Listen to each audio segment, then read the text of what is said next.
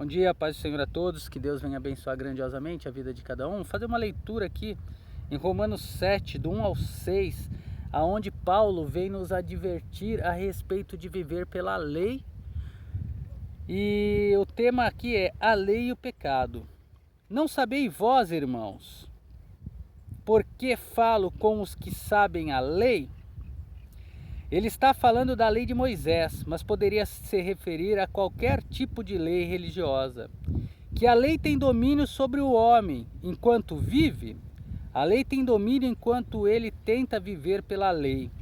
Infelizmente, ao não entender a cruz com respeito à santificação, virtualmente a totalidade da igreja está no mesmo momento tentando viver para Deus por meio da lei. Que o crente entenda que há apenas dois lugares em que ele pode estar, na graça ou na lei.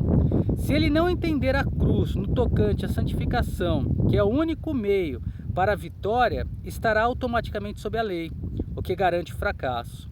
Porque a mulher que está sujeita ao marido enquanto ele viver está ligada pela lei. Paulo usa a analogia do vínculo matrimonial. Mas morto o marido está livre da lei do marido.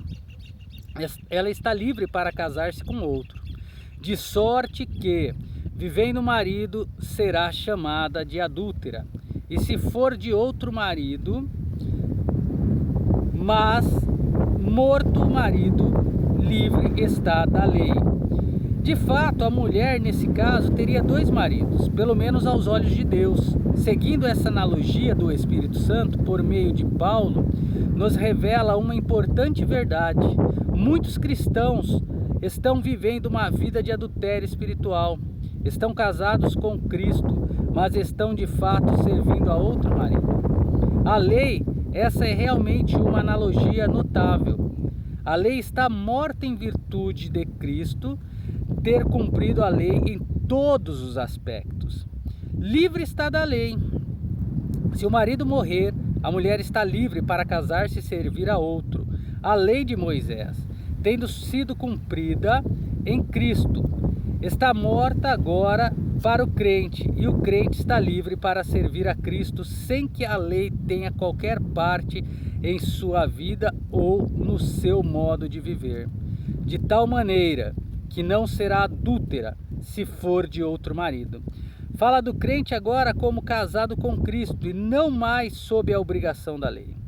Assim também vós, meus irmãos, estáis mortos para a lei. A lei em si não está morta, mas nós estamos mortos para a lei, porque estamos mortos para seus efeitos. Isso significa que não podemos tentar viver para Deus por meio da lei, seja a lei de Moisés, ou as leis criadas por outros homens, ou por nós mesmos. Devemos estar mortos para toda a lei, pelo corpo de Cristo. Isso se refere à crucificação de Cristo, que cumpriu as exigências da lei transgredida que não podemos cumprir. Mas Cristo fez isto por nós, tendo cumprido a lei em todos os aspectos. O cristão não está obrigado à lei de maneira nenhuma, só a Cristo e ao que ele fez na cruz, para que sejais de outro, falando aqui de Cristo, daquele que ressuscitou de entre os mortos. Somos ressuscitados com ele para a novidade de vida, e temos que entender sempre que Cristo provê e proverá cada necessidade nossa. Contamos exclusivamente com ele, no que se refere ao que ele fez por nós na cruz, para que produzamos frutos para Deus. O fruto apropriado só pode ser produzido pelo crente que está constantemente olhando para a cruz. De fato, Cristo nunca deve ser separado da obra da cruz. Fazer isso seria produzir outro Jesus. 2 Coríntios 11:4 fala sobre isso. Porque enquanto estávamos na carne, pode se referir à condição de não salvo ou ao crente que está tentando vencer os poderes do pecado pelos seus próprios esforços, ou seja, a carne. As paixões do pecado indica estar sob o poder da natureza pecaminosa. Se refere às paixões da natureza pecaminosa, que são pela lei. O efeito da lei é revelar o pecado, o que a lei foi concebida para fazer, quer seja a lei de Deus ou leis inventadas por nós mesmos. Isso não significa que ela seja má, pois não é. Significa apenas que não há vitória na lei. só a revelação do pecado e do seu castigo. Operavam em nossos membros, produzindo fruto para a morte. Quando o crente tenta viver para o Senhor por meio da lei, que infelizmente a maior parte da igreja atual está fazendo, o resultado final vai ser o pecado e o fracasso. De fato, isso não pode ser diferente. Vamos dizer isso novamente: se o crente não entender a cruz no que diz respeito à santificação, então o crente tentará viver para Deus por meio da lei. E é triste que a maioria da igreja de hoje pensa que está debaixo da graça, quando na verdade está vivendo sob a lei porque não entende a cruz. Mas agora estamos livres da lei, libertos de suas justas exigências, o que significa que Cristo pagou sua penalidade, pois morremos para a lei em virtude de termos morrido com Cristo na cruz. Para aquilo em que estávamos retidos, éramos dominados pela natureza pecaminosa, para que sirvamos em novidade de espírito.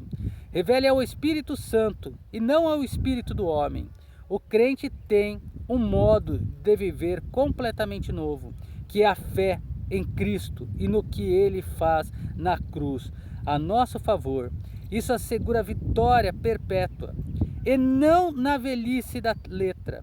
Refere-se à lei de Moisés. A maioria dos crentes de hoje argumentaria que eles não vivem conforme a lei de Moisés. Mas como dissemos, a verdade é que se eles não entendem a cruz no que se refere à santificação, então, de algum modo, ainda vivem sob aquela antiga lei.